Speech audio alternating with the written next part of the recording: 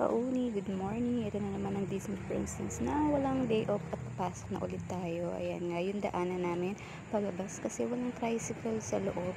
So mag-aabang tayo sa may labasan namin. Usually naman talaga, minsan meron dito sa looban. Pero ngayon, ay wala akong tricycle nakita. So, lalakarin pa natin to at sobrang init. Fast forward nga tayo. Nandito na nga ako sa shop. Eto nga, at dumating na yung aming mga order kasi nga naubos na yung aming stock nung Pasko at Bagong Taon.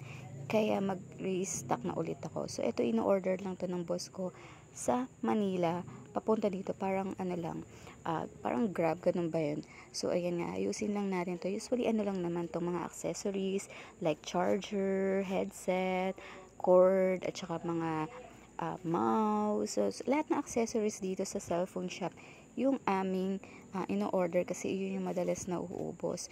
Tapos, siya, separate yung mga pag-order niya ng mga LCD na gagamitin sa mga cellphone na sira.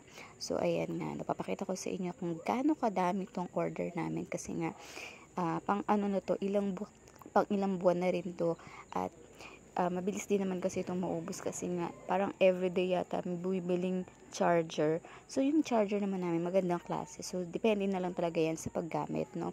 Alam niyo kasi may mga mga gumagamit ng charger na ginagamit nila ng naka-charge. Alam niyo na bawal gagamitin ng cellphone na naka-charge kasi dalawa ang klase masisira sa inyo, yung charging pin at saka yung charger nyo. So, luluwag yung charger. Kaya, ayun. Usually dito, napakadami talagang ang bumibili ng charger. Tapos, marami rin ang nagpapagawa ng charging pin kasi nga, ginagamit ng naka-charge. Lalo na kung mga bata ang gumagamit nito, ay mabilis talaga masira ang cellphone kapag ginagamit ng naka-charge. So anyways, yun lang yung tips ko na huwag niyong gagamitin ng naka-charge. So eto na nga, ayun yung mga order namin. Cord lang yan. Ang cord namin is Alibaba, yung brand, at saka Babin. Ayan yung mga headset, guys. Tapos yung mga case na wala dito sa shop. So umorder na rin ako. Tapos yung mga desktop charger. Ayan, hindi ko alam kung may gumagamit pa ng desktop. Yung desktop, guys, yung battery lang yung i-charge mo. Kung ang cellphone mo is ditanggal yung battery.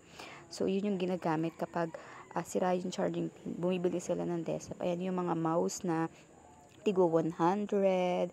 Ayan. So, usually, yan lang naman yung aming order. At saka yung tempered. Usually, tempered talaga yung marami sa amin na ino-order. Ayan, guys. So, tignan nyo. Sobrang dami, diba?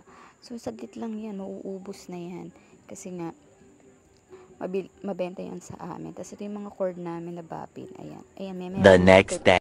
Good morning mga kauni. Ay, ito na naman. Papasok na naman ang inyong Disney Princess na walang day off. So, bago yan, mag-aayos muna ako. Syempre, maglalagay lang ako ng kilay. So, nakapaglagay na ako ng toner. Maglalagay na lang ako ng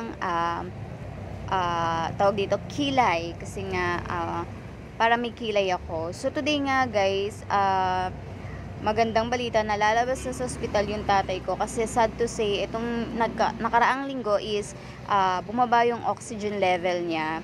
At sinugod namin siya dito sa ospital na malapit sa amin. Hindi na kinaya ng oxygen kasi nga nag-o-oxygen siya dito sa amin kasi nga meron siyang sakit sa puso, hinihingal siya, so hindi na kinaya, so isinugod na nga namin siya sa ospital. Pero this Monday is lalabas na rin naman siya. So ito na nga, at nagpabango muna ako ng konti kasi nga papasok na ako at malilate na ako. Ang nagbabantay dun sa kanya is ang ate at saka yung hipag ko kasi nga alam nyo naman wala akong day off. So ako yung tinatawagan nila kapag magpapadala ng GCash. So eto na nga, fast forward na nga, nasa shop na nga ako at maglilinis muna ako kasi nga dahil linggo kahapon ay napakadami namin customer at ang daming kalat sa shop, yung mga pinaglagyan ng mga tempered. Ayan, iniwan ko na lang talaga siya dito kasi nga kinabukasan ay lilinisin ko naman. Ayan, pati yung pwesto ng boss ko is nilinis ko na rin kahit na lagi ko naman itong nililinis, madumi pa rin siya. So, ayan. Medyo masukal lang yan pero sabit sa labit kasi yung mga cord na. Kain muna tayo ng Skyplex at coffee. Ayan, so magbe-breakfast lang ako ng very light. So ayan nga, sausaw natin dito sa ating kape. Ayan, kayo rin ba nagsasawsaw sa kape ng tinapay? So ako ganyan talaga ako. So ayan, inom muna tayo. Papakita ko guys sa inyo na malapit sa amin yung repakan ng Shopee. So baka nandito yung mga Shopee, pwede nyo nang tignan. So papakita ko sa inyo yan dito. Okay. Guys, ito yung mga repack ng Shopee, o yan. Sa likod kasi nito namin is nandun yung mga nagre-repack ng Shopee. Tapos dito sa may gasolinahan, diyan nila sineseparate yung mga kung saan mapupunta yung mga Shopee. Ayan, o, sobra. Kaya pag nandito yung Shopee ko, titignan ko na lang.